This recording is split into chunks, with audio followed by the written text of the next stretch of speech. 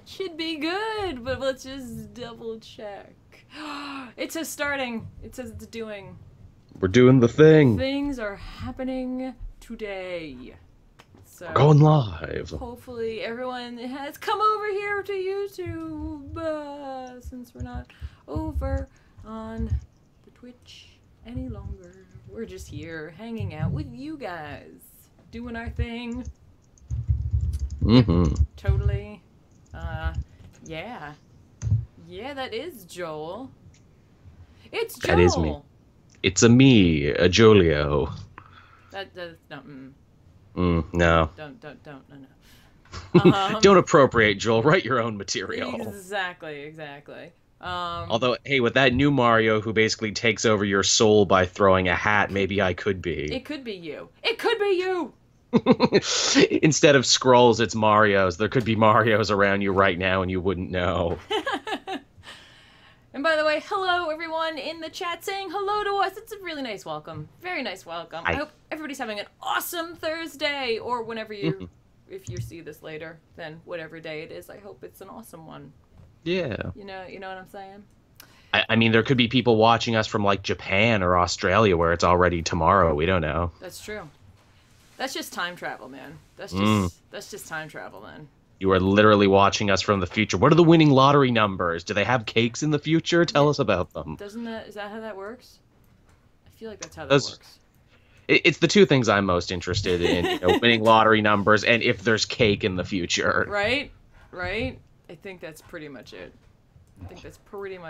Right now, I feel like I have like 10,000 windows open. I feel like I am every one of those like pretend fake computer hackers. I'm like, I've got all these windows open. Hang on, 3 keystrokes, I'm in. Yeah. Hack the planet, Tiff. Hack the planet. Yeah, exactly. I'm like, what am I doing? We got fans from New Zealand. We got fans from France. We're casting quite a wide shadow. I love it. We're an international group now. I like that. Comics bringing people together. I love it. That. That's really cool.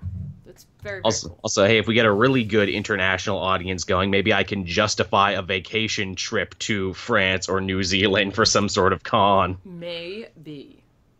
That could work, right? That could totally work. All right. UK, Pennsylvania, nice. Ooh, a couple UKs.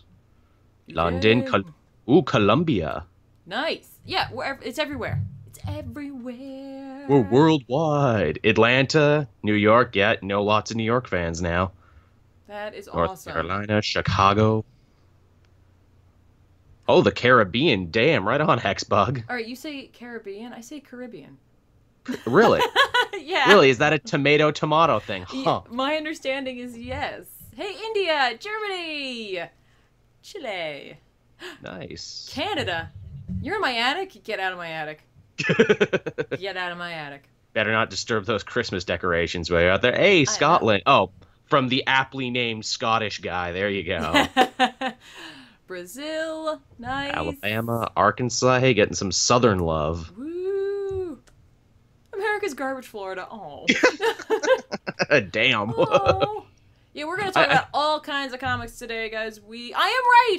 Yes! I am verified on that one. It is that. Nice. Okay, well, okay. Anyway, I'm sorry. I'm good. I'm better now. We can start the show now. Where is Rob? Rob actually is moving. Yeah, he's in transit, like right now as we record this. He's literally moving. He has boxes of things which have to be moved. He's moving a small dog, which I'm sure... That dog is not as small as advertised. No, I guess not. I guess he just seems small over the internet. Right?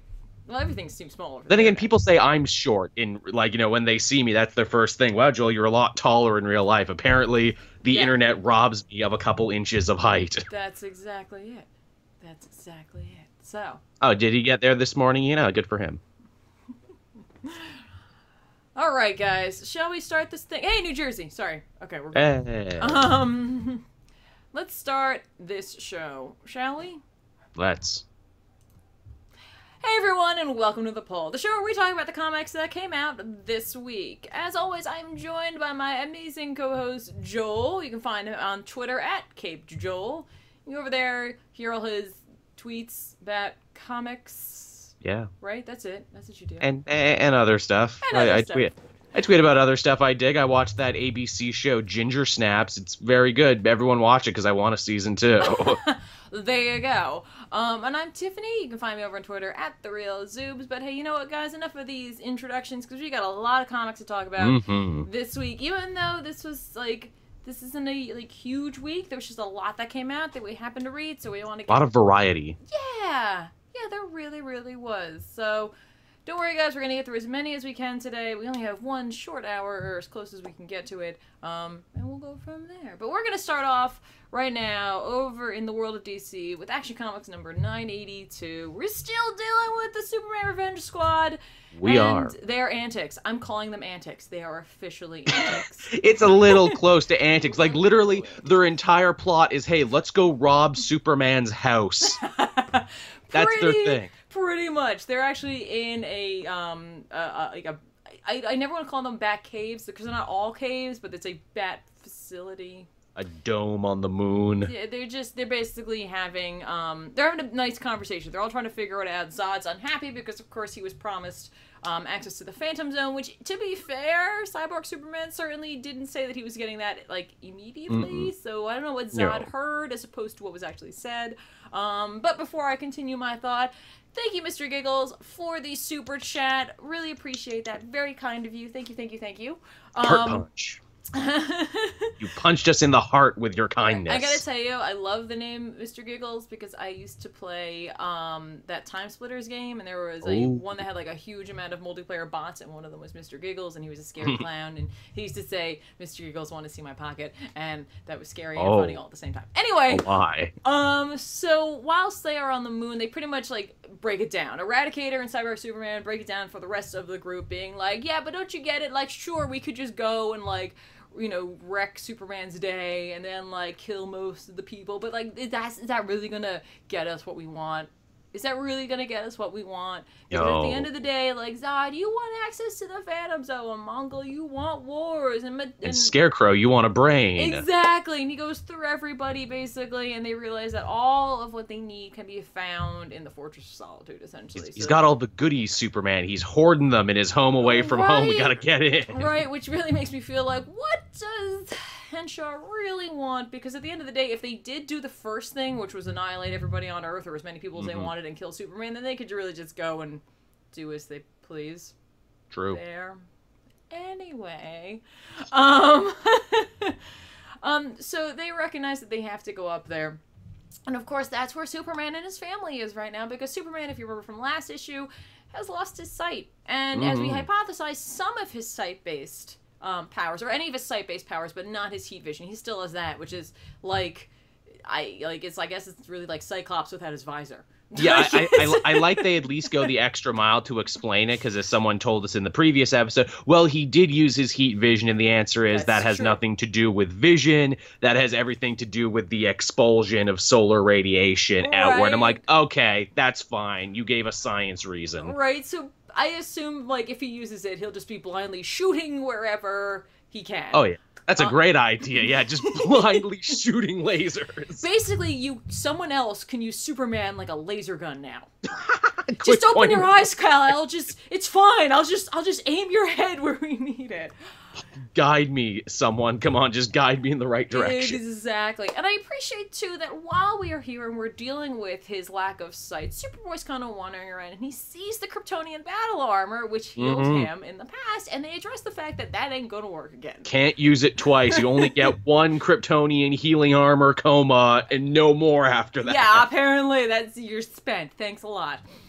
It's fitting because, this Jurgens and everyone else working on this new Superman stuff, he was there when they pulled that trick, and even he's like, no, I can't use that trick twice. That'd be tacky if I used it a second time. Exactly.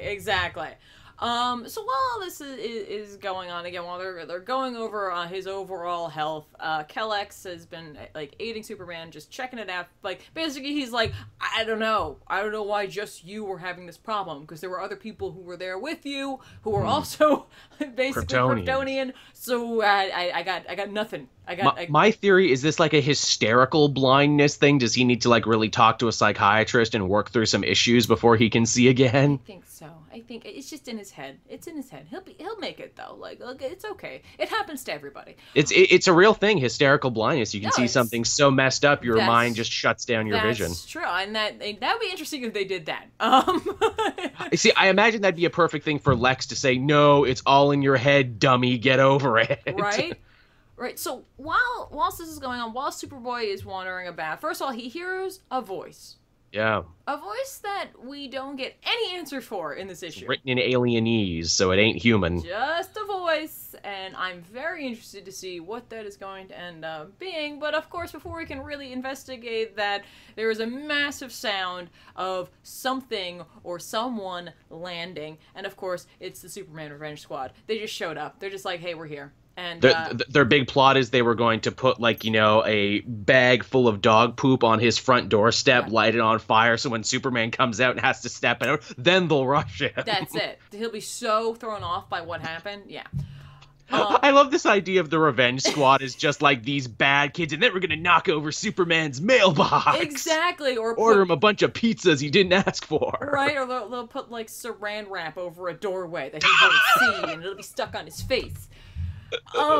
So basically, they show up. They actually aren't even sure if he's there, which is funny because Zod's like, I'm just kind of guessing. You guys really didn't plan this, did you? No, not Hey, Zod, at is all. he inside? I don't know, man. I can't see through Kryptonian text, so he might be. I don't know. Yeah, which.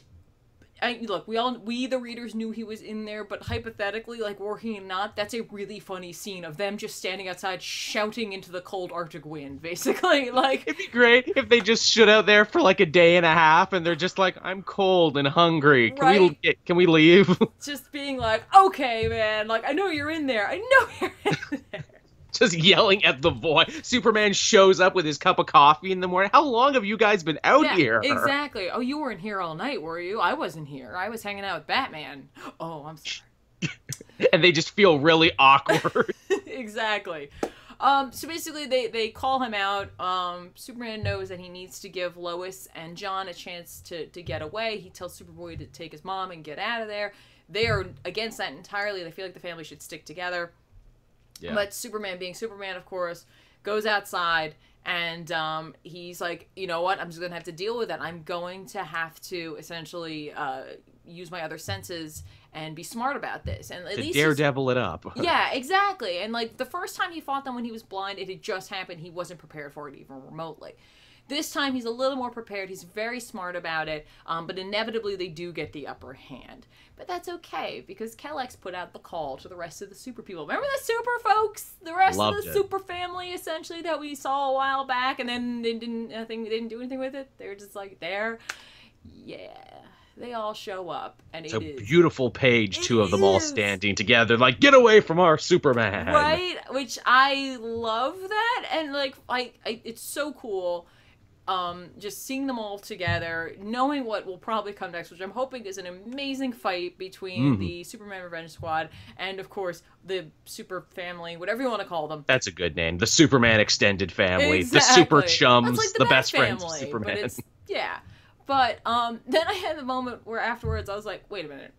So Cyborg Superman didn't at all consider the fact that Superman has friends, Justice League, Batman, there's other super characters. Like, that didn't cross his mind. It gets even better, because before they attack, Lois is like, look, you need to call the Justice League. And he's like, yeah, honey, you're right. I'll call them. And, oh, no, we're under attack. So he was going to call the Justice League before the Super Chums showed up. It's true. It really is true. Which I appreciate that they were like, okay, yeah, we do have to use the Justice League. Like, I wanted to keep them out of this, but we need them. So yeah, I just think this is going to be a fun, ridiculous, over-the-top kind of Superman story, which is funny because we got, in Superman Currently, we just had a story wrap-up that was, like, very much, like, in that essence of hope and, like, you know, caring, and while also having very cool fights in the Superman book, this seems like it's going to be the other side of Superman, which I think is just fine, being that it is just going to be this amazing team-up, awesome battle.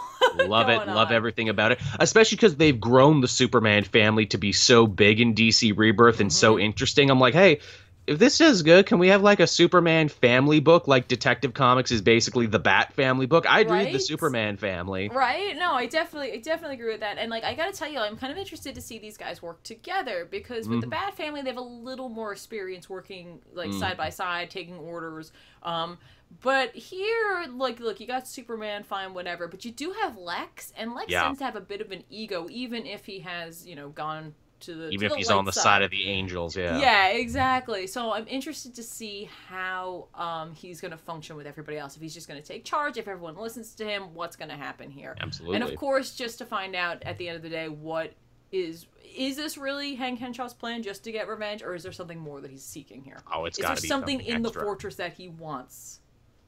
I think it's got to be. I wonder if it has something to do with the Kryptonian birthing matrix in the ship, because John makes a very solid point of saying, hey, Krypto, this is the ship that brought Dad to Earth. And obviously in the original version of Hank Henshaw's story, his mind was put in the birthing matrix and he was basically plopped out as a Superman robot hybrid. Right. Yeah. It could be. It easily could be. Or this literally could be nothing more to this. It could just be a proof fight, and that's fine too. Yeah. Also, I noticed in the chat someone asked about Lois and her leg. In the last Superman book, we discovered that what we saw and what Superboy saw with her losing her leg was actually not true. It was what Manchester Black wanted him to see. And there you go. He was punking John, and he punked us, the reader, by extension. Exactly. What a bastard. Yeah, well, that's very him, isn't it? Yeah, it kind of is. I like that they took it that far, where it's like, not another leg's fine, we totally tricked you all. Yeah, exactly. So there you go, guys. That was Action Comics. This is turning out to be just a really fun, awesome, like, battle book. A lot of team-ups going, bad guys, good guys. I'm looking forward to see where this goes. I'm looking forward to some awesome action next issue. So, you know, like, is this a good place to jump on? Maybe, because you really don't need to know much about it in a way to go on with this, but you just need to know that the bad guys have teamed up and now the good guys are teaming up. Good time. So, you could probably. Maybe. But there you go. Let's move on to Marvel for a little bit and talk about Amazing Spider-Man number 29. We haven't had much Amazing Spider-Man on here lately, but Joel, tell me about it. Yeah, we haven't had much Amazing because the last two arcs have really sucked the soul out of me, but everyone said, no, you really got to read this one because it's the Secret Empire tie-in that finally answers the question, where the hell has Spider-Man been during Secret Empire, because he hasn't showed up in anything. Right.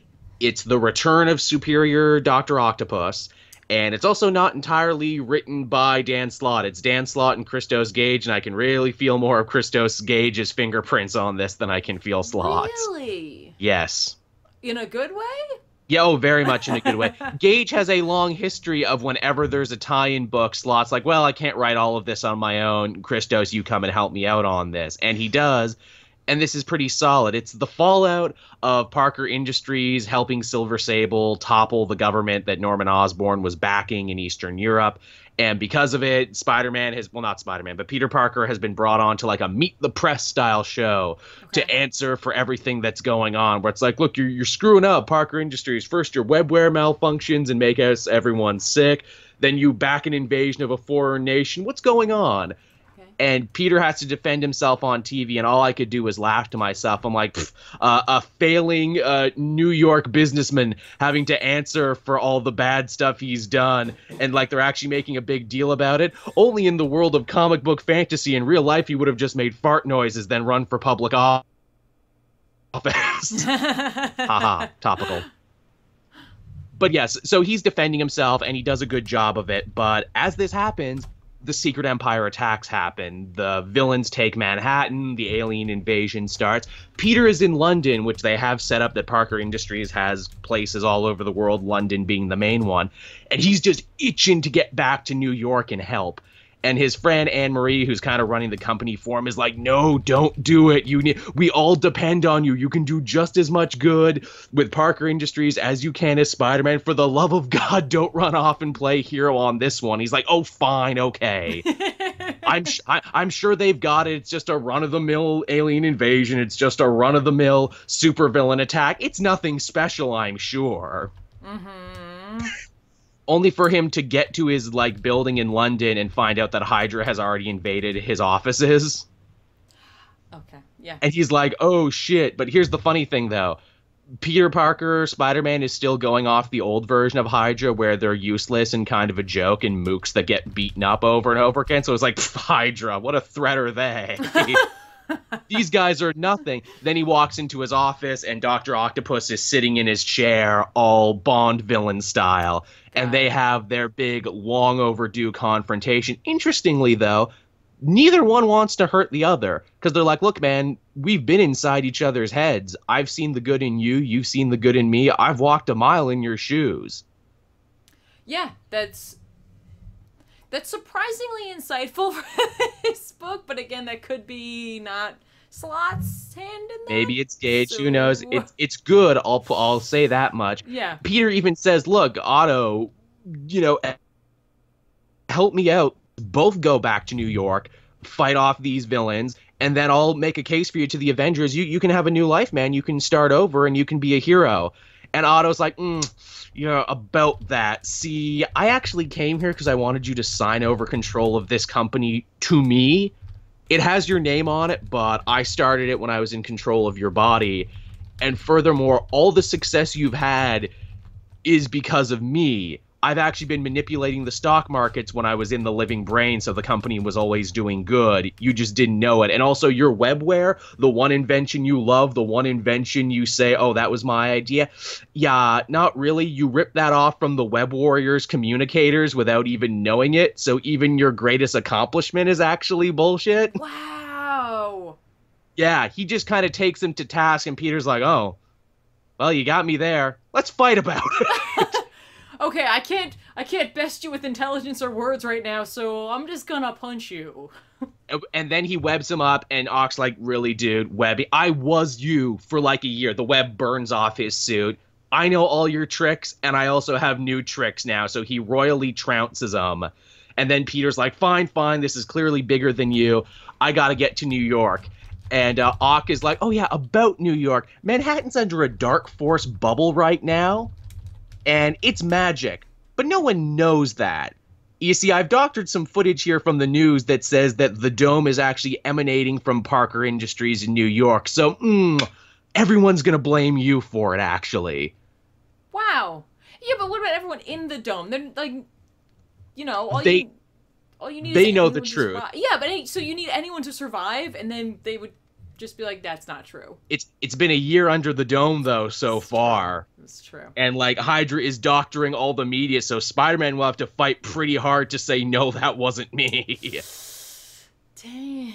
And then to top it all off, to just put, like, the evil icing on this villainous cake, Doc Ock is like, okay, tried to take back the company, beat up an old foe, now I need to romance Anne-Marie, because I really love her, and I really want her to love me again. So he sets up, like, this catfishing thing, where it's like, oh, your old boyfriend wants to talk to you, only for her to get stood up because Ock manipulated. He's like, oh, good, she'll be on the rebound now, and I'm in my new sexy body, so I can swing right on in and get her back. Wow! Yeah. Does he think that's gonna work? Does he really think that's gonna work? I think he's that deluded, and then I'm like, yeah, you are a bad guy, aren't you? Wow.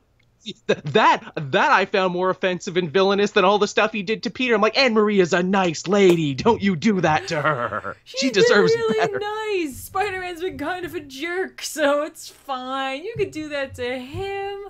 So, what's Spider-Man's plan now? Well, we see him kind of get shot down by missiles as he tries to make his way back to New York. So either he's still in London. I guess we'll have to keep reading this arc to find out why he never got back involved with the Secret Empire. Maybe him and Ock have just been fighting this shadow war in Europe this whole time. I guess.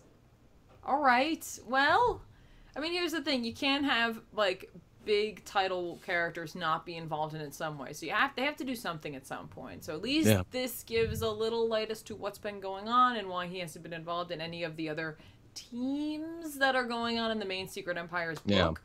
Which, again, we will be talking about on this show. So just hang out a little bit longer with us, guys. We will get to that, absolutely. What'd you think of the Spider-Man issue, though? Like, just it's the most I've enjoyed an Amazing Spider-Man issue in like 2 or 3 arcs. So good job, guys. Thumbs up from me. Wow, a tie-in was the best part. Wow. Because it's like, here's the thing. They've been building up to this Doc Ock story forever. I feel like even if Secret Empire didn't become a thing, they still would have told this story. I feel like it just happened to line up, and like someone said, okay, but Dan, can like Dr. Octopus have a Hydra costume? And he's like, yeah, he can. Yeah, yes, he sure can. That's happening. All right, so overall, do you recommend this as a Spider-Man book? Do you recommend it as a tie-in? Is it necessary if you're reading Secret Empire? It's not necessary for Secret Empire, only if you are really, really invested in where Spider-Man is and why he hasn't shown up. As an actual Spider-Man book, I would say, yeah, it might actually be one of the coolest stories they've told in a little bit, and straight up amazing. Because they're actually paying off like almost a year's worth of storylines where you're like, oh my god, when are they going to get to this? They're getting to it. All right, there you go, guys. That was Amazing Spider-Man number 29. A tie-in, but potentially one of the best Spider-Man stories that Joel's read in a while. At least for Amazing. I mean, Renew Your Vows is still pretty high up there, and Spectacular set a pretty high benchmark too. But hey, 3 Spider-Man books that are actually worth reading now. There you go.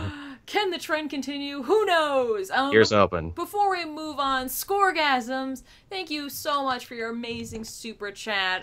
Says happy to see you streaming on YouTube. We're excited to be over here on YouTube. It's nice to try this out. We're glad you all followed us here. Yes, we're so thankful for that. It says thank you for putting on the show, and probably should ask a question. When are you gonna do some anime related shows? That is a good question. That's something that may end up over actually on this YouTube channel, maybe over on the channel that I'm on. Normally we might do something there. There has been question about whether or not the audience wants that or not. And it really comes down to that. Is that something you guys want? Here, there, I used to watch so much anime. Now I maybe watch one show a year at most. You know what it is? The anime industry puts out a product at an incredible pace. Yeah, they do. Incredible pace. Like, it is something that is both mind-boggling, and sure, sometimes they cut corners, but honestly, at the end of the day, they do a phenomenal job. But again, and I need to wait sometimes too, because it's like, okay, when is the cream gonna rise to the top on this one? What's everyone really in love with at the moment? Okay, everyone loves Attack on Titan. I guess I need to watch this now. No, but you do. If you do, just go now. Gotta do it. We gotta let Joel go because he's gotta go watch that right now. Go watch all of it. Catch up on 2 seasons. Go. But no, thank you so much, Scoregasms. That was so nice of you. But we're gonna now switch over. Actually, still staying in the Marvel realm, but not a tie-in. We're gonna talk about Defenders number 2. This is a great example of Bendis just when he being gives a good. Shit. That's what this is. Hands down. Like, I really enjoyed this issue. It is a super tight issue. It's just well put together. Everyone's doing something. Everything's just on point. You know what I mean? The story is great flow. All of a sudden it's over and you're like, oh, where's the rest? Great background gags. I love when Jessica Jones goes to the night hospital. Paladin is sitting there reading a newspaper in the hall. And I'm like, ooh, Paladin, he used to kind of be involved with the Heroes for Hire, so it's fun to see him just in the background. Right? For me, like, all right, so when she goes to the night nurse, because if you were reading Defenders last time, Luke Cage ended up being poisoned by Diamondback. And he is now at, essentially, the Night Medical Center, being treated by Linda Carter, the night nurse. There have been many night nurses, but we're doing classic Linda Carter, night nurse. This is the one. Who is the one from The Oath, and there's a similar gag in that when Doctor Strange shows up, where there are characters, I think it's, I feel like it's Iron Fist, but I can't remember. And someone else is sitting there, but there's always a gag in the waiting room of the night nurses. It's a happening place. Well, it is, and it's a safe place. Let's not forget that, which definitely comes up in this. Jessica, of course, finds Luke. He is not well. He has been poisoned. He has unbreakable skin. So what do you do? As it turns out, night nurse figured out that this is a shield kind of level poison, something they use overseas, something they don't even want to use here. They want to use it somewhere else. They don't want it here. And, you know, what are they going to do? Like, she's like, you can't put a needle in him, and it's not gonna work. Jessica is distraught, to say the least. And, honestly, she wants to move him to a real hospital. And night nurse is like, first of all, you were at a hospital. Like, seriously? Seriously. Lady, do I come to your job and tell you you're not a real private detective? Yeah, exactly. Maybe we should go to the real police. Maybe we should talk to a real detective. You know what I mean? Like, come on. Give her a break. She's awesome. But she's got this covered in a way that Jessica can't even imagine because, of course, since she is the night nurse, she has plenty of connections on the good, on the bad, on the nebulous area there. And the antidote, of course, shows up in a paper bag held by none other than Blade. I love that. Blade looking exactly like Wesley Snipes. Like, hey guys, it's Blade. Go read Spirits of Vengeance when that's new. Bye. Right? It's just Blade. And he's only there for a little bit, and he only says a little bit, but everything he says is awesome. Or it's beautiful. He's just cool. He's cool as ice, basically. He's like, yeah, no. Your husband owes me again. I know. Which I'm like, oh my God, please make that happen. Have that happen. Yes. It's like, what story are they referencing? I don't even care. I'm sure they had some run-in at some point. It's cool, right? But of course, the question is, how could they possibly put the antidote into his skin? Well, it's not an injection. It's right in the nose. It's basically an aerosol style spray. It goes into him. For a second. Someone who takes aerosol spray for sinus stuff, it's not good. No, it's not fun. That's not fun at all. And she clearly breaks his nose whilst doing it. He essentially seemingly codes, but then he comes back. Blade knows that he's got one now over Luke Cage, and he is off. And that's it. We don't see him, and he leaves like a badass. Let's be honest. He really does. It's a smile, and then you just see a wave of his like coat as he's leaving, and he's just gone. I'm like, yeah, Blade. Ben just does cameos really well too, doesn't he? Sure does. But Jess wants to move him still to the hospital. She thinks it's better. Night nurse disagrees with that. She's like, you're going to put a target on your head. And Jess is like, all right, fine. Here's the thing. You're going to need to tell me, like, where Diamondback is. Damn it, Jess, I'm a doctor, not an informant. But she can't, because honestly, that's what makes the night medical center so effective, is that, like, anyone can come, anyone gets treated into neutral ground. And nobody touches the place, right? Like Highlander. Yeah, exactly. That's the point of this place. So, you know, we leave off of that. Like, is she going to tell him? Is she not going to tell him? She already told him that Black Cat is the one that dropped him off. Like, which is pretty cool. That's amazing. But which I wonder if that's a play on her part, where she's like, I need to keep my job. I like being in charge of crime. So I'm going to need Luke Cage to be up and running to take down Diamondback. It's also arguably the most good guy thing she's done. And Black Cat has also had a history with the Heroes for Hire and the Defenders and everything. So it's kind of cool to see in the back of it, damn it, I'm still a good guy at the end of the day. Exactly. So anyway, while this is going on, we see some of our other Defenders characters attempting to get some information about where Diamondback is. They're all trying to find him now, especially in light of what happened with Luke. Daredevil, of course, goes to Ben Urich. Love how he's drawn and rendered in this one. Marquez's art is killer. He's amazing. He looks like a reporter who has seen everything. Like, and he, of course, he doesn't know much about it, but, you know, he is willing to tell him what he does know, which is super great. Danny Rand goes directly to the Kingpin. Going full Bruce Wayne on this one. Sure did. Kingpin is at an event at the Guggenheim. It's a charitable event. He's clearly still going the legit way. He's like, I can do it. It's totally fine. I kept trying to look for Sarah Dewey in the background. Like, is she here? Is she here? Right? Please let these series connect. Right. No. No, she's not. There's time. Yeah. Iron Fist totally shows up as Danny Rand, looking suave and slick in his, like, original, like, Bond-style tux there. They have a very insightful conversation, upon which Danny Rand reminds him that he is the former Kingpin, and if he were Diamondback and wanted to become the Kingpin of Crime, then the best way to do that would be to take down the old Kingpin of Crime. And of course, if Wilson Fisk, who could easily stop him, does so, it'll sully his hands and he won't be able to play in polite society anymore. So what are you going to do, Wilson? And of course, that means that he ends up telling him what Danny Rand needs to know. And we end up seeing Diamondback, who's complaining about the fact that he's like, yeah, I left Luke to die, and I shouldn't have done that, because now it's killing me to not know if he's dead, where he is, did Black Cat dump his body in a dumpster? Like, what's going on? He's like, that's like, essentially being like, that's a noob mistake. Yeah. Did you see the name of Diamondback's club? Yeah, I did. Club Ultimate. Oh, Bendis, you tricksy little hobbit, you, just trying to sneak it in wherever you can. Exactly. So, of course, Jess shows up first, delivers a big punch to the face, you know, just turns the whole place upside down, but not to worry, because we get an awesome full-page splash page, because she put herself right in the middle of things, because that's Jessica Jones' style. Leap first, don't think about it, and then let the cards fall as they will. But we see Daredevil's stick, weapon, whatever you want to call that thing. Chain thing. Yeah, it's just one of them, and he does his classic, like, bounce it around the room, and he knocks a bunch of the guys out, so then he shows up. Diamondback, he gets to drop on Diamondback. Diamondback gets to drop on him, but not to worry, because then, of course, Iron Fist shows up.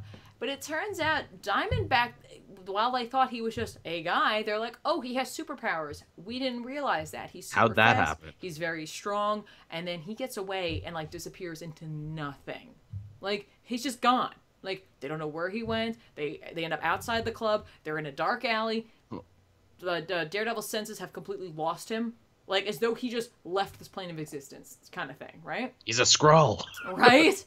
But don't worry, he doesn't have enough time, or none of them have enough time to really consider this, because we see the barrel of a gun, and then we see one panel where you see, like, pip, pip, pip, and presumably, boom, they all go down because the last page reveal. And if you don't want the spoilers for this, guys, just put your fingers in your ears for a hot second. They've already spoiled it in solicitation covers. Yeah, exactly. It's the Punisher, everybody. The Punisher is sitting up on the fire escape, which to me, by the way, makes me wonder, you know, are they really going to go forward with or hopefully that they will honestly take seriously a Blade Netflix series, because we're getting a Punisher series. These are obviously very close to the Defenders, at least in the way that they look from the Netflix series. So I'm wondering if this is kind of a way to be like, no, see, look how easy it is to put Blade in here.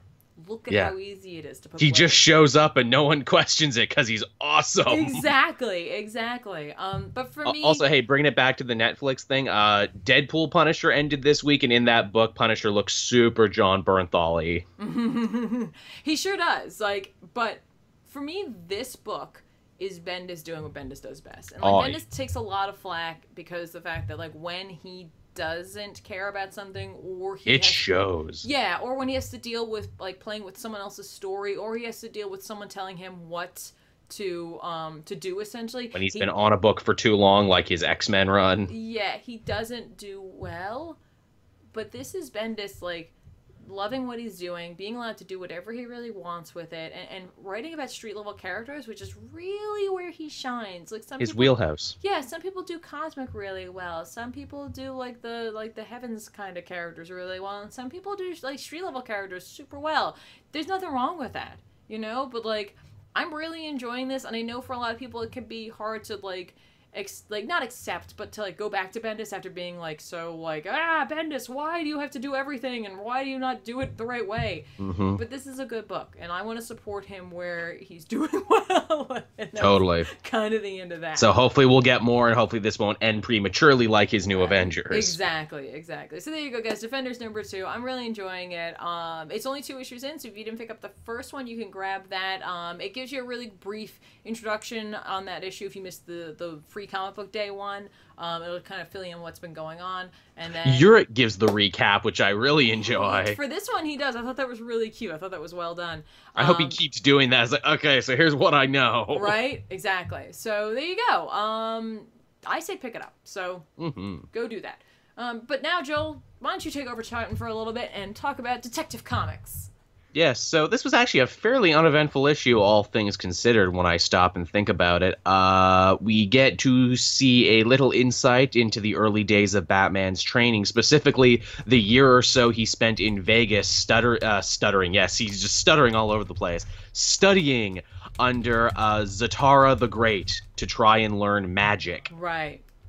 And here's the thing, Batman, who is good at everything, picks up everything, is, you know, a master chemist, kung fu artist, inventor, MacGyver. Yep. Yeah, he can't master even the most basic card and coin tricks. Right, exactly. He is hilariously inept, and Zatara's like, look, man, if you can't even master the easy shit, I'm not going to teach you the real dark arts.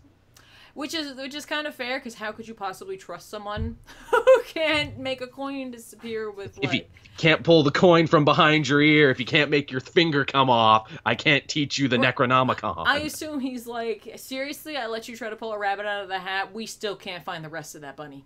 And that's your fault. But if nothing else, in his time spent in Vegas, he made friends, and possibly more, with Zatanna. And there's a great little bit early on there where, like, he's doing the classic Bruce Wayne thing, brooding on a rooftop, and Zatanna finds him, and she's kind of like, hey, you're pretty handsome and mysterious. Ah, but you're broody as shit, though. Really kills the mood for me. Damn. Right, okay. I love the disappointed look on her face, and that it's like, I thought we were gonna make a thing happen. Now I gotta go wash my hair. Yeah, exactly. Now I'm good. I'm totally good. Thank you. But in the future, they team up to battle Ascalon, the crazy Saint Dumas robot, who I love this. This is really becoming his lot in life in the series. Azrael is like, stand back, teammates. I will handle this. This is a job for Azrael. Only for him to get the piss knocked out of him. And that's happened in, like, every arc in this series. Azrael's like, I got this. Only for him to not got it. Well, that makes me think that they're like, yeah, Azrael, you have a seat, honey. Just, thanks for coming. Thank you but for I coming. got a flaming sword, though. I'm really cool. Sorry, but this is my focus story. How am I getting lamed out in my own focus story? Right? You're like, well, you'll make it work. I've got faith. The other real interesting thing about it, it's funny because that's all the beginning of the book. The rest of the book goes off like on these weird but slightly interesting tangents. We get to see inside Luke Fox's Fox Tech company, where he's been experimenting with the church's AI to try and find a way to bring down the robot. And apparently in one of his AI experiments, he's taken Jim Gordon's Bat Mech suit and turned it into his own robot butler. Okay. Yeah. It's just his robot butler now, and it has, like, the funny little emoji faces when it's happy and sad. Okay. That's what he's done to it. Sure. I wonder if James Tynion is trying to tell us something with this. Maybe. Also, another interesting thing with Batwing, he's like, yeah, when I'm not running my own corporation, my sister Tamara runs it. I'm like, oh, okay, Tamara Fox. She was Lucius Fox's, like, original daughter all the way back in, like, the Christopher Yost years of the comics. And I'm like, that's cool. I'm like, but you also have two other sisters, Tiffany, and I can't remember the other one that Jimmy Palmiotti invented when Luke was invented in the actual Luke book. And apparently James Tynion's just not paying attention to anything Jimmy Palmiotti wrote, and he's just running with his own thing. And I'm like, oh, well, that's disappointing. I liked the original Luke book. That's interesting. So he's just like, either he doesn't know about it or he just doesn't care. Or it doesn't fit into what he's writing. I chop it up to just he didn't know, because the Luke of Detective Comics is radically different from the Luke that had a solo book for a little bit. Luke with a solo book was basically Spider-Man in a Batman body. Okay. All right. Which is why I found it so compelling. It's like, oh, hey, a Batman, but who has, like, real people problems. I like that. Like, oh, hey, two things I really like. Together, but yeah, this didn't happen. The other thing, we see the return of Dr. Victoria November. Remember her? Or Victoria October. It's Victoria and a month. Remember we saw her back in that little, like, Batwoman backdoor pilot? She was a doctor who was working with all the monster juice that was left behind after Night of the Monster Men. Yeah. They call her in because they need some help taking care of Nomaz, who is Azrael's little dwarfling buddy, just like a weird fantasy creature the Church of Saint Dumas made in a test tube because they're fucked up like that. Okay. they call her in for help, and this sounds absolutely ridiculous. They end up having a really awesome scene, because here's the thing. Nomaz talks about himself being like, yeah, they created me in a test tube, to be a dwarf creature. They always called me like an unnatural abomination and everything, but I never felt that way. I always just felt like the man that I always was. And Victoria starts a conversation with him about pronouns. And remember how it was heavily implied that she was a transgender woman? Uh-huh. She basically comes out and says, yeah, I'm a transgender woman, actually. Okay. Wasn't always a woman, and yeah, I get where you're coming from, Nomaz. A lot of people say I'm an unnatural abomination too, but we're doing all right, though. Okay. And I'm like, oh, that's really sweet, actually, for them to draw a comparison between these two characters and give them this little moment. All right, so, but hang on, like, I'm still struggling with the. Is he just short, or does he? Like, he is a Gimli-like creature. He's more like he's a dwarfling beast. Well, we'll call him a beast. Yeah, he looks like something out of D&D. He's fantasy, I'll put it that way. He is a fantasy creature. Right, but he looks like a person? No, he's furrier. Like Italian? No, not Italian. Like Robin Williams level of hair coverage. Oh, that's a lot. That's a That's a lot lot of of hair. Robin Williams, yeah, rest in peace, Robin Williams. But you know how furry you were. You got Italian, you got Robin Williams, you got Gimli. It's a whole thing. And then Hank McCoy. All right, so all right, he's actually much closer to Hank McCoy. Actually, that's like a full fur coverage. So all right, but that is kind of nice to have that kind of moment in this, but still, I mean, this is supposed to be about Azrael, but like we haven't really. Not really. Okay. It's basically it's his focus story, but it seems to be about everything else. The real stinger, the real money shot of the issue, if you will, is Batman coming to God damn, my tongue is just not working today. Zatanna, and saying, "Hey, I actually had an ulterior motive for inviting you back to Gotham right now. I need help. I want to finish my magical training. But moreover than that, I want to learn like the dark stuff, the forbidden stuff that we talked about when we were kids. And the reason I want to know it is because I need it for a purpose." And then he opens up like a little hollow picture, and it's Tim Drake. Oh. Which actually in my own comment section, this sparked a lot of interesting conversation where people are like, wait, does he want magic to find Tim Drake, implying that he knows he's not dead? Or does he assume he's dead and he's asking for like necromancer powers to raise his son from the dead? Or maybe he's hoping it's like a magical compass that will lead him to it, yeah. To whatever he most desires. Oh, like Jack Sparrow. He needs the Jack Sparrow compass. Exactly. So that's kind of interesting. Very. We haven't really addressed that in a while. Like they addressed it at the end of a previous arc, but then they took it out at the last second, and the book was late because of it. Oh. They redid a whole ending. Like the arc before this was supposed to be Batman saying to Batwoman, "Now let's go find Tim Drake." Huh. And then but they took that out. Took it out. My theory is the button was supposed to end differently, and Batman was supposed to learn something at the end of the button that he didn't end up learning. So they pulled it back. That could be. That could easily be, or it could just be based on timing of certain things. It seems like DC's been pretty. Timing seems to be very important to everything that's going on concerning Rebirth, just in general. So I wonder if it just was like, okay, we need a little bit extra, take it out of there, we'll put something a little further in. Yeah. So, all right. So is that it? Does that wrap up the whole? No, it's still going because they haven't beaten Ascalon yet.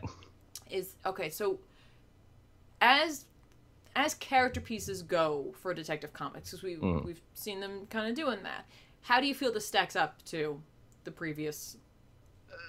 It's not nearly as strong when you compare it. Not nearly. Again, like I said, it's supposed to be about John Paul Valley, but it feels like they're way more interested in growing everyone else's character. Right. Okay, that's fair.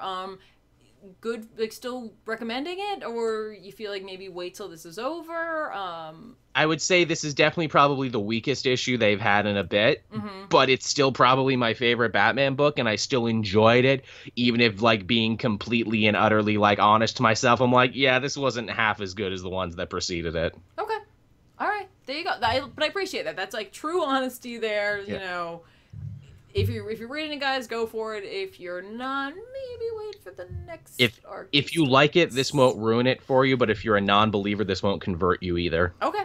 There you go. And that's it. That's all they wrote. So that was Detective Comics. Glad you read that. Now, I'm not going to talk about this at length, guys, but you will see another one of these. DC decided to do an initiative that, honestly, I was like, why? And then it turns out they're not as bad as all that. DC decided to pair up some of their properties with, of course, the Looney Tunes, being Warner Brothers related. It's really simple for them to do that in a way.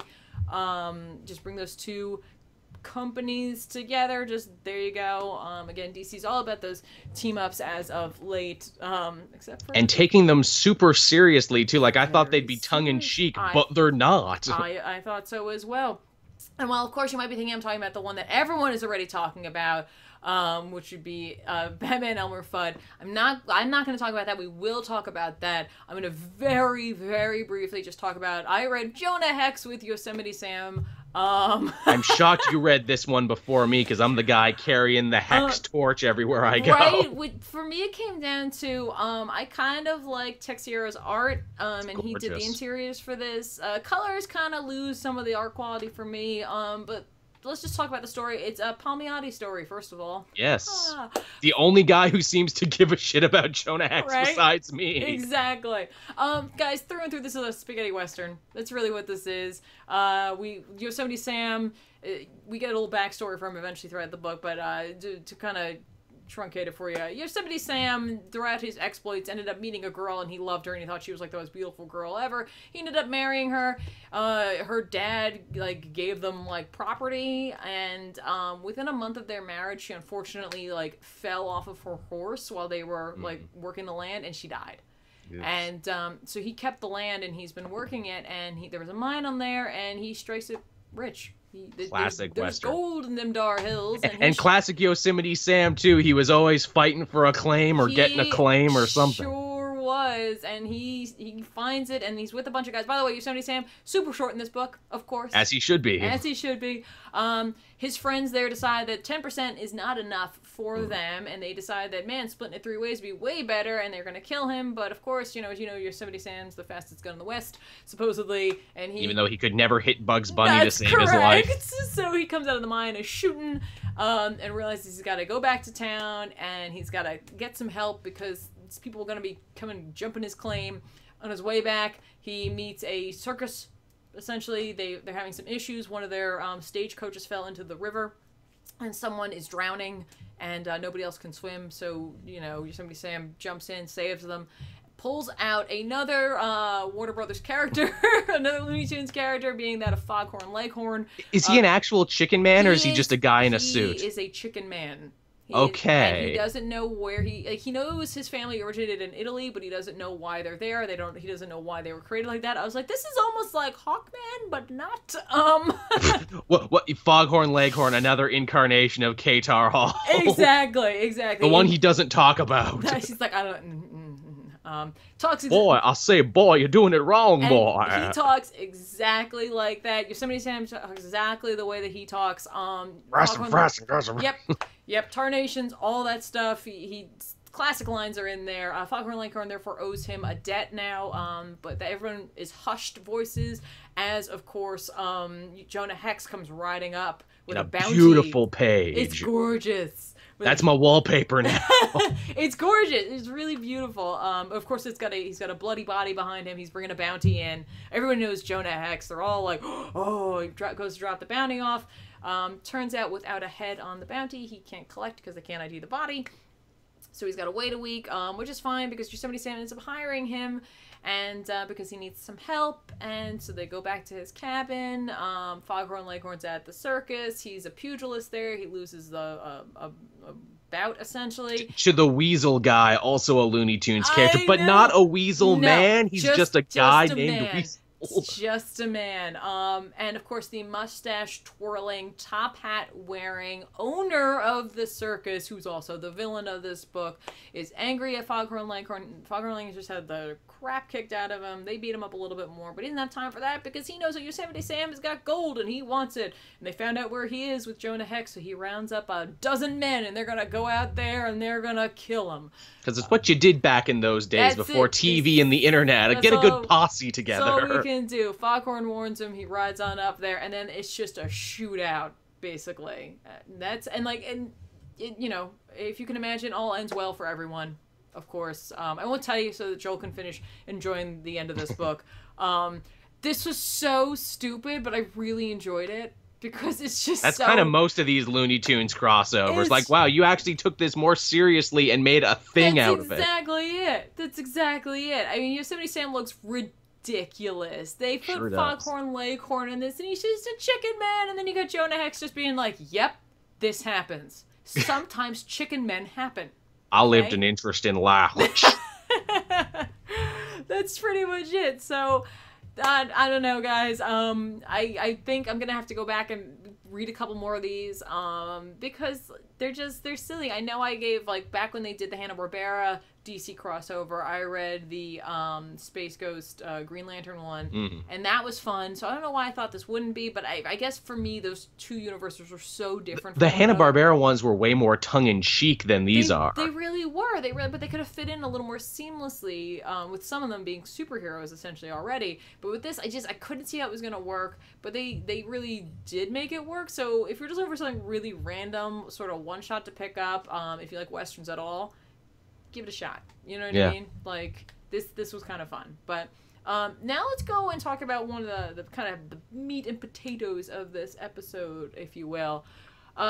Secret Empire #5 just came out. I feel like we're just, like, it's just coming out, like, all the time.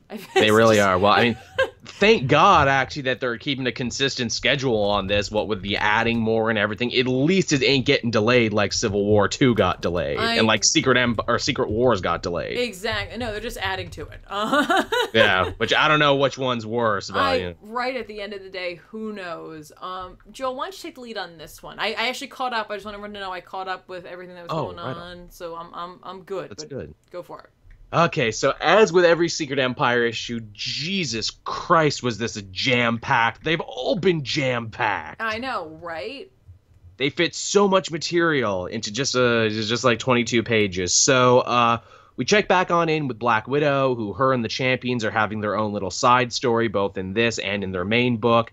She decides to pick a fight with Viper, the former Madam Hydra, and they do the classic move that you thought was reserved for supervillains, but Natasha's doing it too, I only let you capture me so you would take me inside your secret base. Exactly. Which is like, come on, guys. If you know Black Widow at all, you know she's not going down like that. You know she's not going to just give up information like that. Like, as soon as that happened, I'd be like, okay, we're in trouble. We're in trouble. Yeah, you really should be. It's like, run now and save yourself some trouble. This leads to a truly hilarious scene where Black Widow's like, so, I know what you're doing, Viper. You were giving a bunch of Hydra government payoffs to drug dealers. You got your own little side business here alongside the Hydra New World Order, and that's a big no-no. If Steve, Captain America, saw you doing that, not only would he publicly execute you, he would publicly execute you quite violently to send a message to everyone. Exactly. So I guess you're on our team now. Yeah, exactly. You're on Team Red Room. But you're wearing green, so, I mean, like, look, it's complementary color, but you're kind of messing up the vibe. Gonna have to change the outfit. I love how just easily, and just like that, Black Widow flips a member of the Hydra inner circle to her team. I know, and I gotta tell you, like, there's a part of me that's like, I really kind of hope Black Widow just takes care of this whole thing. I really kind of hope she just does what she needs to do. As it stands right now, she is actually in the best position of anyone to actually put this to an end. I know. I'm like, just let her do it. I know you're not. I know you're gonna pull some, but go ahead. Well, there are the visions from Civil War 2, and in fact, we'll talk about that a little as we get closer to the end, because some interesting theories have been kicked up around that. The Champions save an old guy, an important VIP, who I don't know, and no one on the internet seems to know. Do we have any theories we'd like to kick around on who he might be? The fact that he's super old, like, I don't know. Like, that could be... Some people have said, is that Captain America's father that they're keeping alive now in an attempt to manipulate him? This is my theory, I haven't heard this anywhere else, I've been working on this one. Okay. So when Captain America went to the Zola-verse during the Remember run, which no one remembers because it wasn't nearly as excellent or memorable as this current run is, he adopted a kid. He adopted, like, Zola Jr., who became his, like, would-be son. He hung out with him for a bit, and he took up the identity of Nomad, which was an old Captain America identity. Yes. Nomad disappeared during Secret Wars. He fell through a portal and ended up in, get this, a world called Hail Hydra, where Hydra controlled the world. And he battled an evil Captain Hydra who turned out to actually be him, but from that universe. And then we never saw him again. I wonder if this is Nick Spencer drawing him and being like, well, he got a little bit older, but Kobik brought him through, or this is what became of him. Yeah, that could be. I just want to mention in the chat, someone mentioned it could be Magneto. Someone mentioned that they think it might be Daniel Whitehall, the first Kraken. that would be cool too, because we know the Kraken we have now is not Daniel Whitehall, and we know Daniel Whitehall wronged Captain America and Madam Hydra, so this might be their little like punishment for him. I like that. I like also the Sentry. Oh, that'd be cool. That yeah, would Sentry be got lost in space, and then we never saw him again. Right? That's an ace in the hole right there. That would be an ace in the hole. Except he's a crazy person, and you can't really rely on him. But anyway, guys. Yeah, Hydra's got a lot of crazy people on their payroll. The good guys need to even it out with one of their own. But yeah, so that's what's going on there.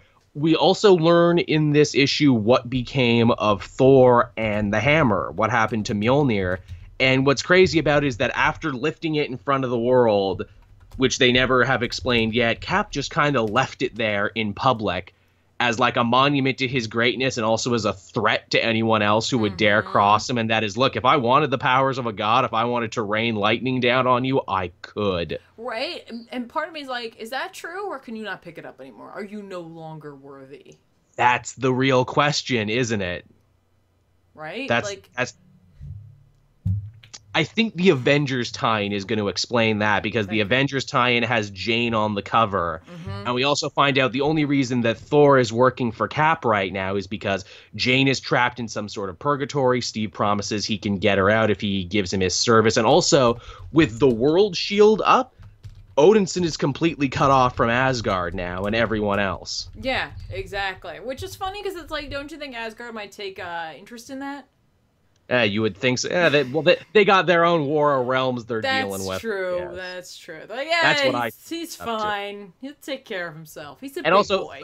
And also, Thor ran off before on them for like a year, so they're probably like, oh god, did he run off again? Did he have another friggin' existential crisis? And the answer is yeah, actually, he is having a huge existential crisis. A little bit. Because he's like, Cap is clearly evil, but he raised the hammer, and only worthy people are supposed to do that. I'm not worthy right now, and Cap did. What is even anything right now? Yeah. That is a huge question for me. And here's the thing: like, I appreciate Spencer crafting a story that has all these mysteries in them, but we're getting more mysteries than answers right now, and it's like, I get that, but you need to find a good balance. It has to be a really good. Better balance. have good payoffs. Yeah. We also see like the Avengers Resistance team that I've dubbed them going around looking for more cosmic cube shards. And even though they did really good, they got one in the Savage Lands, they got one from Pimtron, nothing but roadblocks for them for the last couple months. And once again, Black Panther is the coolest motherfucker ever. That page of him in his throne, I was like, that is incredible.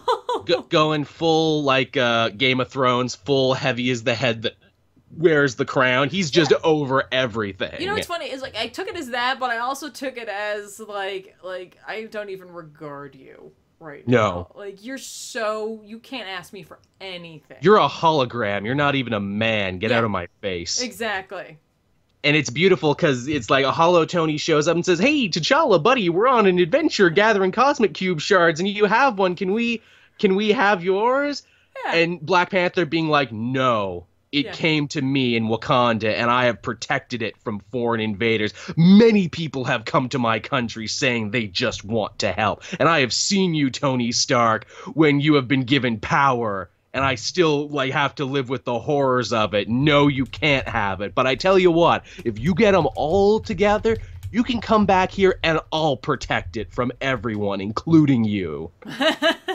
Just owning everyone. I'm like, man, Black Panther is the coolest guy in this story. He really is. He is he's the standout character in this whole book for me. And he was the breakout of Secret Wars, too, with the whole King of the Dead, other stuff. Black Panther's just owning all these stories. Well, I mean, to be fair, for me, that was Sheriff Strange, but that's not... That's true. Anyway. But yeah, I love that Black Panther being like, no, I don't trust any of you anymore. He's again, if you want to do more like drawn from the headlines, what's going on in the world thing, he's like one of those dudes who's like, doesn't matter who you vote for, they're all equally corrupt. Exactly. And to be fair, though, Tony does bring up a good point that he's just like, eventually, like, Hydra and Steve are going to send more than just a small portion of their forces. They won't send their, cannon fodder at you anymore, and then you'll want friends. Yeah, and he's not wrong there, but I also can completely understand, like, T'Challa not trusting these clowns, because they're just globetrotting, being like, well, maybe today we'll get another, like, shard, and then we'll put them together with the rest of the Dragon Balls and make our wish, like. And then Shenron will help us out. That's the problem. They don't have Goku.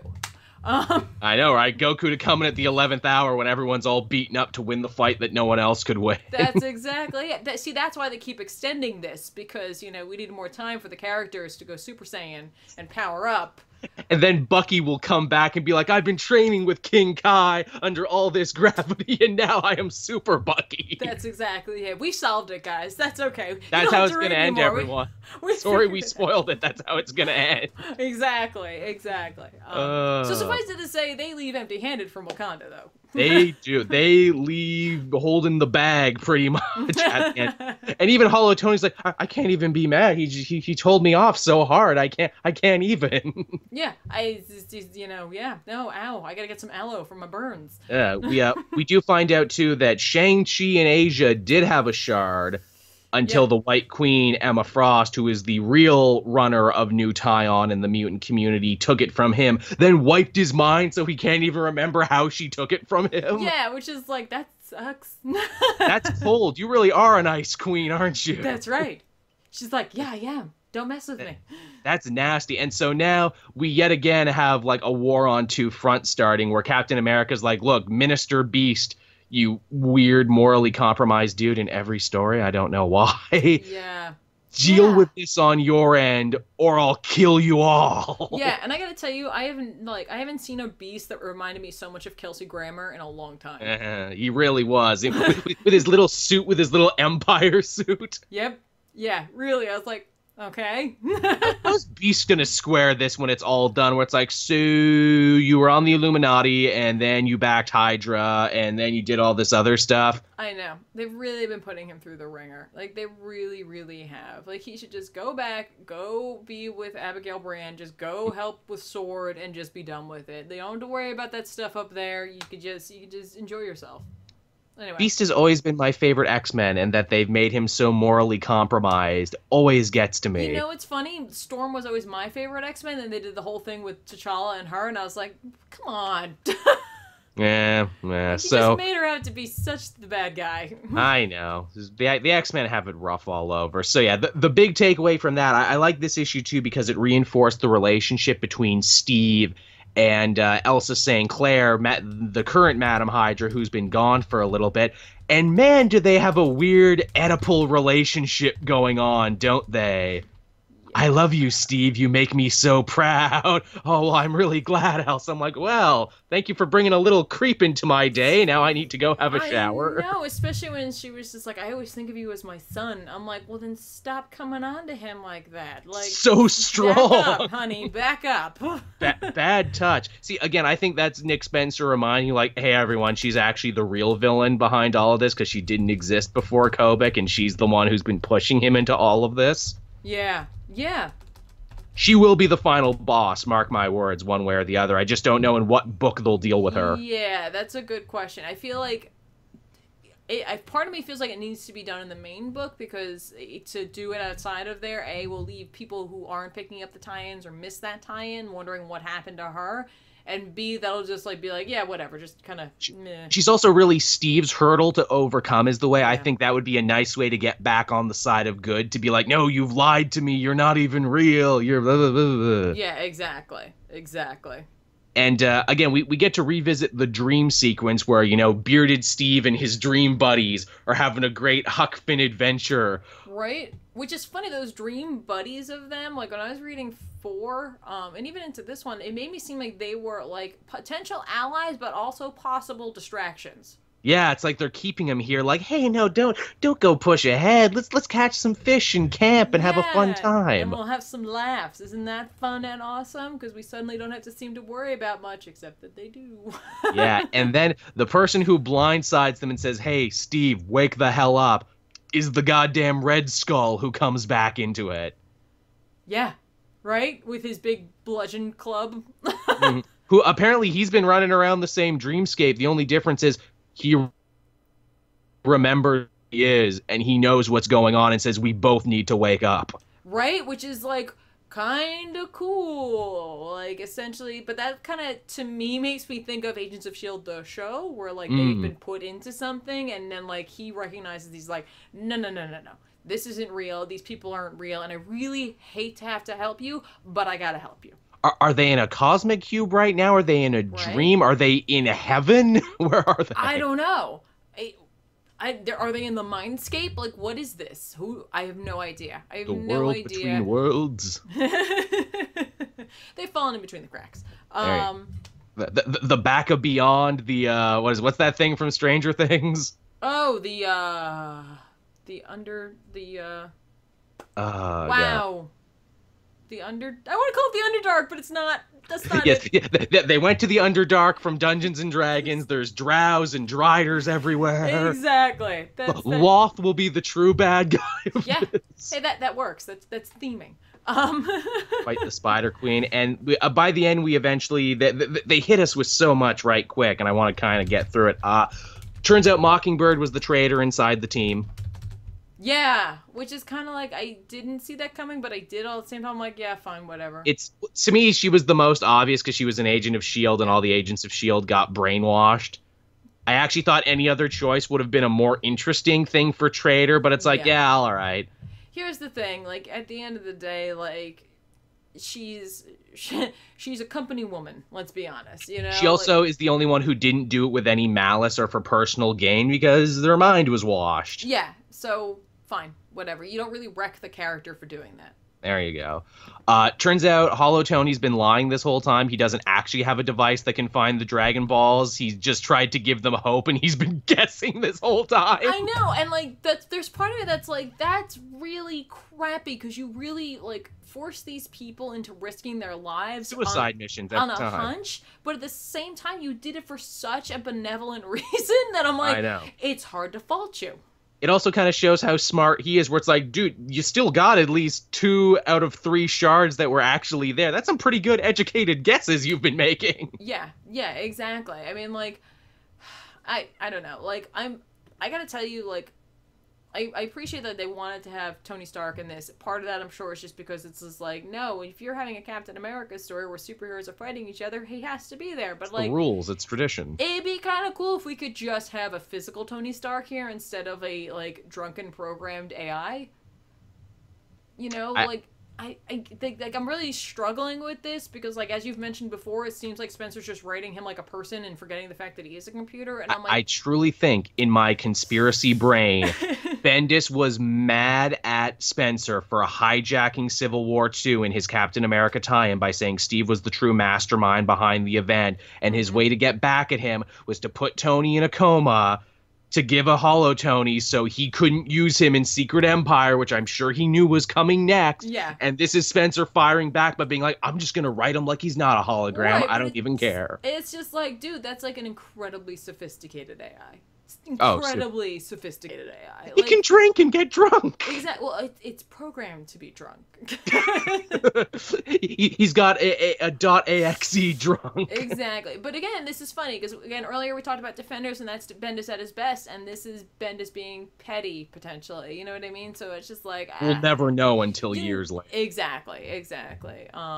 The other big thing is we find out the true, like, ace-in-the-hole weapon that Captain America has to bring down the Resistance is a resurrected Bruce Banner. Yeah. Which, Bruce Banner Hulk is my favorite Avenger, so I was happy to see him back. But I'm also like, dude, you just killed him in Civil War II. And then you rub salt in the wound a little bit by saying, no, but he's not back for good, though, because he has no legacy title, so he has to die by the end of this again. Yeah, he's also, like, they do say that his condition will degrade quite quickly. And I'm like, his condition? What's his condition? Being dead is his condition. I guess so. Well, here's the thing. I'm like, is his condition being Bruce Banner, or is there something more? Like... Do you only have so long to talk to Bruce Banner before he just degrades into being, like, a mindless Hulk? That's where things start to get complicated, too, because in Uncanny Avengers, they did a story where the Hand resurrected the Hulk as, like, a ninja assassin monster, but that was just the Hulk devoid of Banner.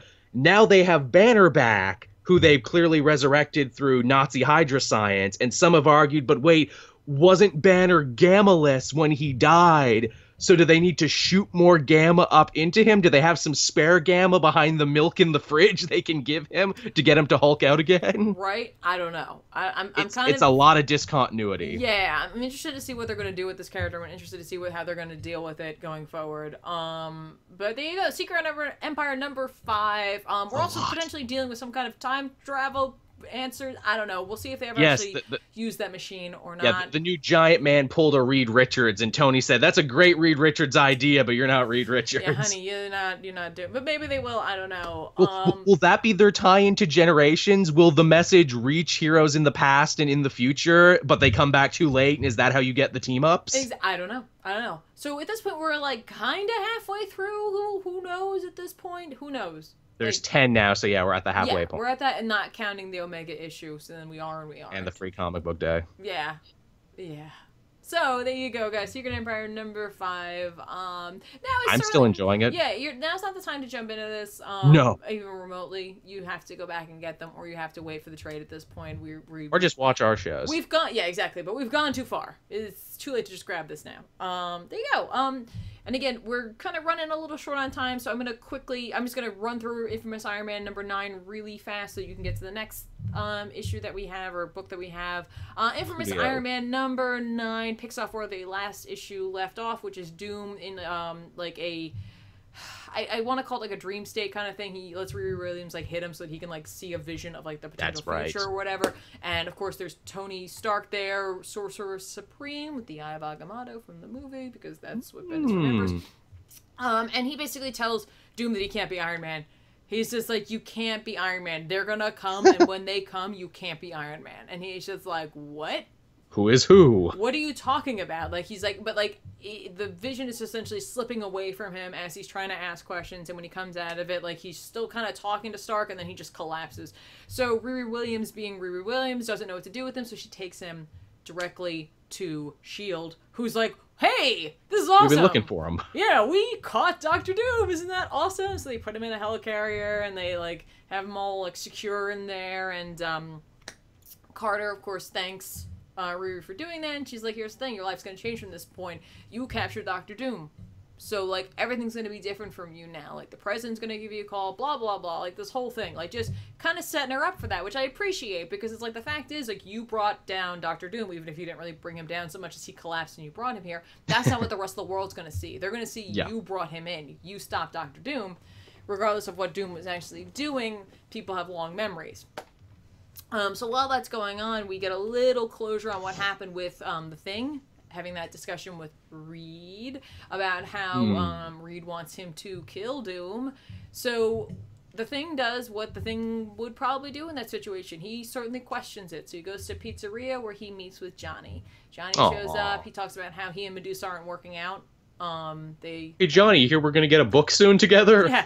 Hey, maybe we should start hanging out a little bit more.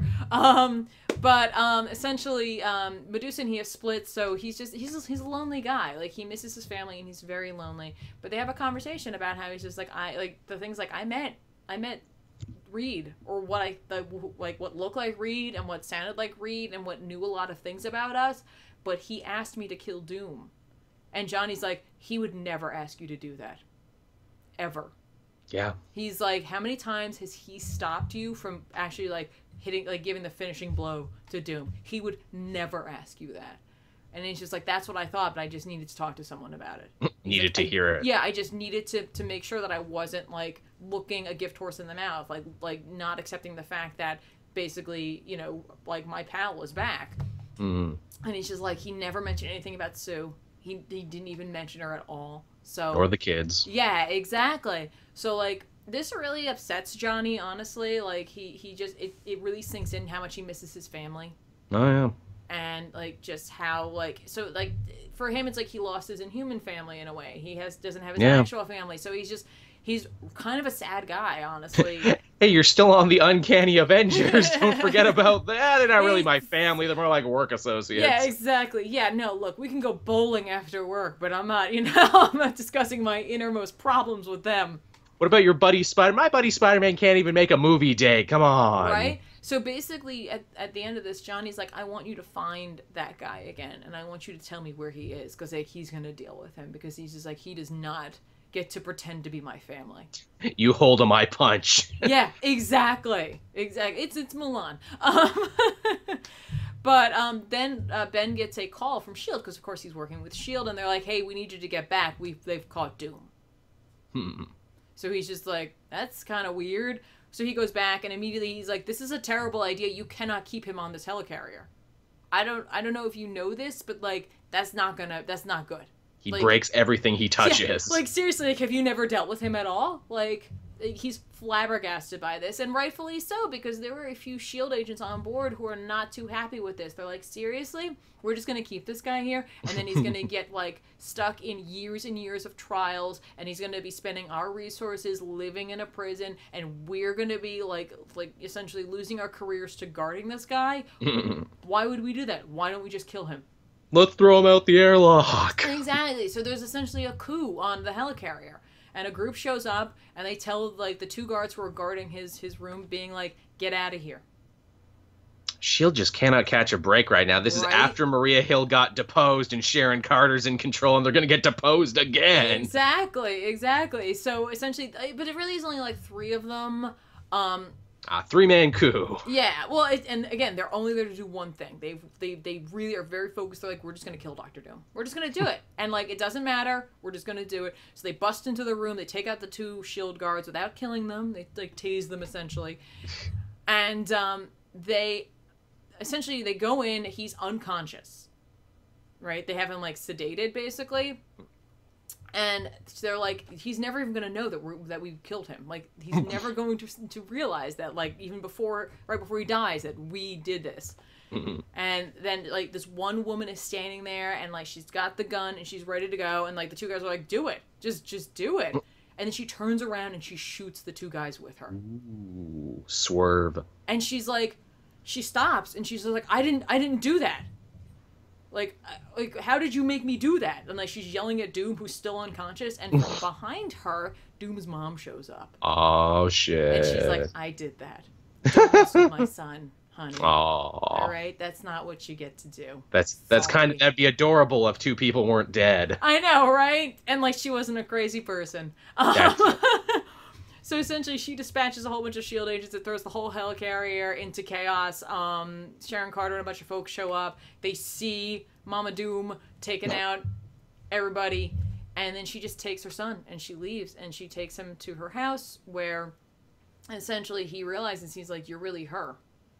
Does she make him a grilled cheese sandwich? That's what my mother does. Right? No, he's like weirdly shirtless and like laying in bed. I'm like...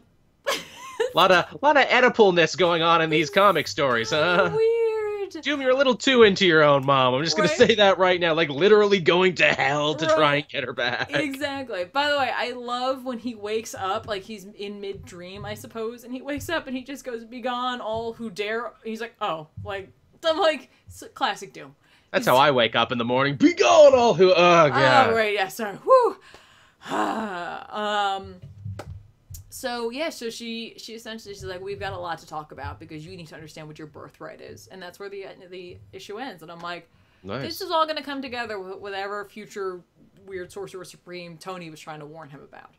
Yeah. Obviously. So, I don't know. I don't know if that's Tony telling him he can't rely on science. I don't know if that's Tony, like, telling him, like, he can't wear the armor. I don't know what that is. I don't know what it is, but I'm kind of interested.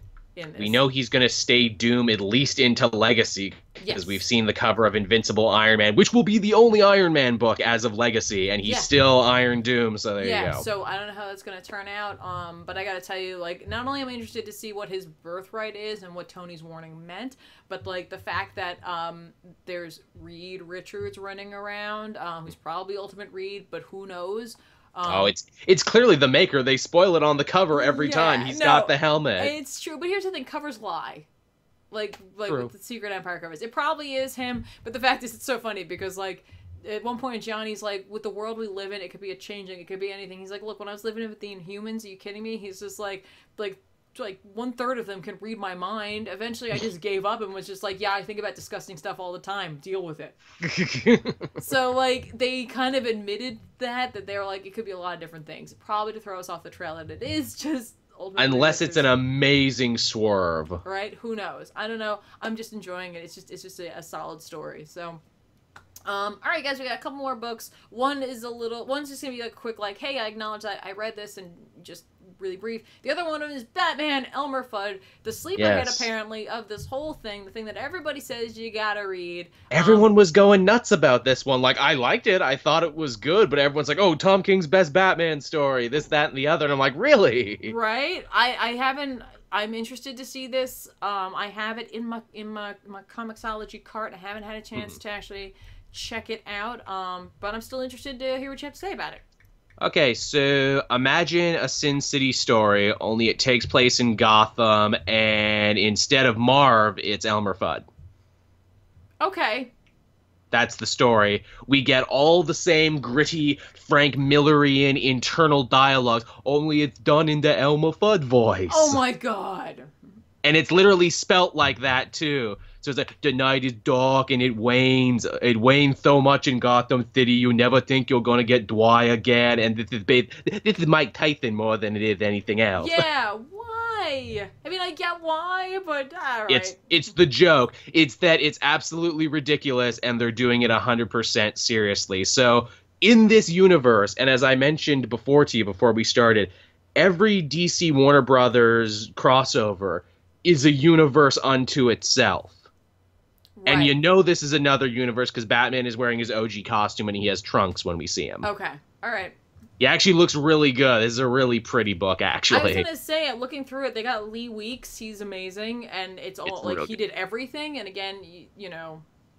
His rain effects are really, really good. Yeah. It's so, yeah, really cool. So, yeah, we meet up with the man known as Elmer Fudd, who, in the universe of this story, is like a guy from like the Dust Bowl America who's like, you know, growing up we ate whatever we could find. In wabbit season you ate wabbit, and in duck season you ate duck. And he says, you know, I learned to hunt and I learned to kill, but when I came to the city and there was nothing left to hunt, you know, I did bad things. I made money doing the only thing I was good at. So he's a hitman for the mob, basically, Elmer Fudd. But in classic Marv fashion, she's like, oh, and then I met a woman and she changed everything. I loved her so much. You know, I thought I could finally put my shotgun down for the first time ever. And then it turned out to be a cross-dressing rabbit. That would be a fuck of a man. Tom King, you dropped the ball. Why didn't you do that? Bugs Bunny is in this, though. Okay. But Bugs Bunny is another shitheel killer for hire, but he's called Bugs the Bunny, and he's just like this greasy mafioso dude with buck teeth and long hair that looks like rabbit ears. Okay, all right. And here's the thing. So the woman Elmer Fudd falls in love with is actually a character from Batman history. It's Silver St. Cloud. I don't know. I'm not familiar with that character. She's a long-standing Batman love interest. Okay. She's not quite Jezebel Jet, but she's very much in the same vein of like, oh, here's a character. Gotcha. Okay. So yeah, so Silver St. Cloud ends up dead one day, and Elmer Fudd is on the warpath through the Gotham Underground, you know, trying to find who killed her. And for information, he goes to Porky's Bar. Yeah, of course. And he's a person who looks like a pig? Yes. Okay. and Yosemite Sam is there, but he's like a biker with a cowboy hat. And Foghorn Leghorn is there, but he's like a pimpish black man. Okay. All right, that explains all the questions about whether or not he was an actual rooster man in the other thing. Here he is a man. The Tasmanian Devil is there, but he's just like a soccer hooligan. Okay. I kind of like this world that they're crafting. It's kind of fun, and they all hang out at Porky's Bar. I'm like, all right, that's a fringe universe. The best jokes, though, are the menu in Porky's Bar, because they're all in jokes. They've got Hassenpfeffer and Suffer and Succotash and, like, carrot juice and everything else. I'm like, all right, you did your homework. All right, that's fun. Bug says that, yeah, I know who killed Silver St. Cloud, and it was Bruce Wayne, one of her old boyfriends. Which makes sense, because he was. Right. And they're like, oh, he couldn't stand to see her with anyone else, so he killed her. Right. And so Elmer Fudd starts gunning for Bruce Wayne at one of his fancy parties.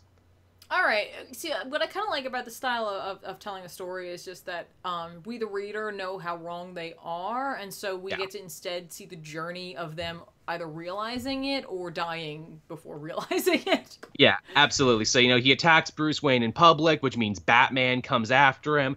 Batman realizes, okay, I didn't kill her, but she was important to me. Let's you and me team up and let's try and find out who killed her. So they do. They go back to Porky's bar. They end up beating up all the different characters, so you get a big fight. And we eventually find out at the end that Silver St. Cloud isn't dead at all. She just wanted to leave Gotham, and all the dangerous men that she is drawn to is the thing. And so she paid Bugs to lie. And then she just leaves in a very film noir sort of thing. And both Batman and Bugs are like, shit, can I have a carrot juice? And Porky's like, man, if everyone's ordering carrot juice, we're not going to have enough. And he pours the last bit. And the final line in the story is, that's all, folks. Wow. That's all right. There's a very standard noir story, which is kind of cool because these books seem to be following that trope kind of thing with the very genre heavy. Yeah. Like Lobo Wile E. Coyote, which I also read, was straight up science fiction. There you go. That's kind of cool. That's the way to do these kind of team ups. And I gotta tip my hat honestly to DC for making these work because seemingly this was a little ridiculous. And to do it with a straight face, it wouldn't be nearly as funny if they did it winking and nudging and tongue-in-cheek. No, they're doing it straight-faced, and that's what makes it funny. That's exactly it. Before we go, guys, by the way, Batman Elmer Fudd, I say you recommend it. It seems like you do. Yeah, I mean, it's a cool... I don't know if it's, the greatest thing ever that everyone's building it up to be, but it's pretty cool, and it's also nice to know when push comes to shove, Tom King could write a really good Sin City story. Yeah, right? This feels like a spec script he had around for a Sin City book. Now I just kind of want to see him write a, much like he did with Vision, a 12-issue miniseries of The Question. Oh God, yeah. That's just what I want now. So I don't know how we make that happen, but we'll figure it out after the show. Yeah. we'll call him. Exactly. I got his number right here. So but we've got to finish the show first. The chat wins there. They should have called this story "A Dame to Hunt For." Yeah, that's what it was. I love that. It was a dame to hunt for. I love that. Just really quickly, usually I cover an indie book, but I just have to acknowledge the fact that Saga number 44 came out this week, guys. If you have been reading this book and you're up to date right now, much like me, you must be at the end of this must have been what is even happening right now? What is even happening? And they have thrown me for a loop before. They have hit me an emotional core. They have taken me all over the universe. Right now, I really need the next issue to come out because I honestly I'm not sure if this has gone too far or there's a really good reason for what has happened. Yeah. Because, this is a moment where I'm this is make or break for me. This is make or break, that last page reveal. And I don't know if I should spoil it or not. I'll kind of wait and let's see the chat fill up. For those who either have or haven't been following this arc, there is, of course, the last arc ended in a bit of family tragedy, and this arc has been dealing with that tragedy.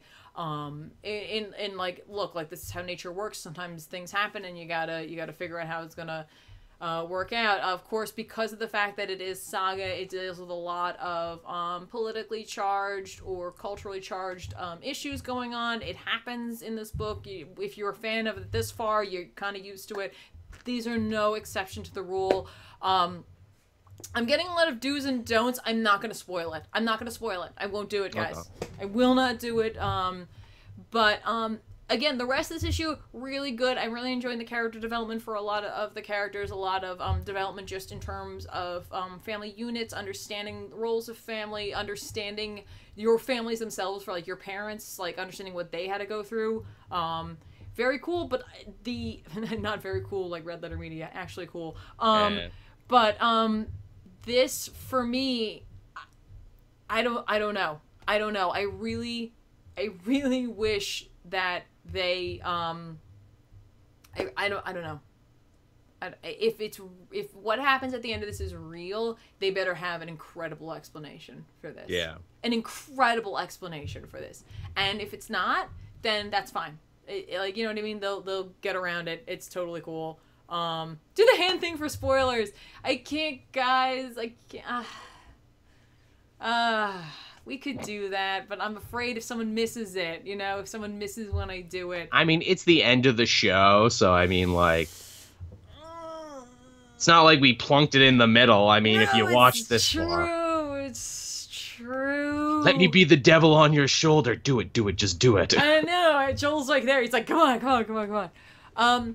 Okay.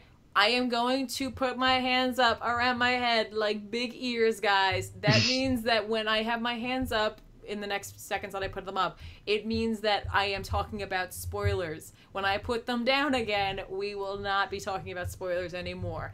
Are we ready? Okay. Hands are going up. Here come the spoilers. So for those who have been reading this, Alana, of course, was pregnant with another baby at the end of the last arc. They were in a bit of a space kind of accident in which she was jostled around and the baby died. She was in her third trimester at that point, and the baby therefore was like in there. It's just like it's not gonna just be aborted, so they had to go to a place so that they essentially could have it be removed. Dark. And therefore while they're there, they're having a hard time doing that because they have to go around illegal like ways, whatever. Right, because they're wanted. I've read that far. Yeah. So she essentially ends up getting magic from the baby because the baby has magic because her husband is magically charged while her people tend to focus more on technology. His magic, she ends up absorbing some of the magic from the child. And they end up on a train, and she falls asleep and has a terrible dream in which, like, a past lover of hers blames her for the death of her child. Yikes. Because, like, she did drugs and all that beforehand. And so when she wakes up, she comes to, and, like, her husband and her child were with them. And she's like, Hazel, sorry, I had a bad dream. And when she turns around, there's a full splash page reveal of a son standing there. And they say, I'm your son, silly. And I'm like, you better not have changed Hazel into the son now. Because I love Hazel. I love her. I love that character. I can't have that. But there you go. That sounds like a hell of a thing. Right? All right, guys, there you go. Spoiler-free, Saga number 44. If nothing else, it definitely kept me interested. I definitely have to read number 45 now. Have to read it. Have to read it. I have to find out what's going on, and I really just hope they haven't gone above and beyond and jumped the shark on this one. So we'll see how that all goes. But guys, that was a lot of comics. We covered 9 whole comics this week. That's quite a bit, honestly. Show definitely went over because, and again, that comes down to typically, anytime there's a big book, Secret Empire, it takes us a while to get through. It's a 40-page comic. Yeah. So, you got your money's worth this week, everyone. Exactly. So, there you go. That's the end of the show, everybody. I hope you had a good time. And That's it. That's all. I know we are, as we established, that this is an international show. But those of you who are here in the States, just know that the weekly poll may not be going on this week just because of the fact that it's the 4th of July. A lot of people will be. Yeah. Most of the cast will be elsewhere, but like I'm not going to say that for certain, but that may not happen this week. And then more than likely the poll will be not on next week simply because of the fact that Spider-Man is coming out and we're all going to be going to see that. So for those of you who've already seen it over in other countries, lucky you. Yeah, I don't want to hear about it. Friggin' Australia, man. It's the one thing Australia can have to hold over us. They get screwed over on every other release, but they get some movies before Exactly. We're all very excited for that. But, if you want to keep up with what's going on with the shows, you can follow the Weekly Poll Twitter, or you can join the Discord and chat with the Weekly Poll community about all kinds of comics, pop culture-y things there. There'll be a link in the chat for you guys to go and do that. And if you want to hang out with Joel, head on over to his Twitter @CaveJoel, and you can see everything he's doing on over there. And if you want to chat with me a little bit more, go over to @TheRealZoobs on Twitter. That's me, and I will say hello to you. But that's pretty much it. They want you to do a Porky Pig outro there. Dib, dib, dib, dib, dib, dib. That's all, folks. That was perfect. I can't think of a better ending. We'll see you guys. My Porky's better than my Fudd. I agree. Bye. guys. Bye-bye.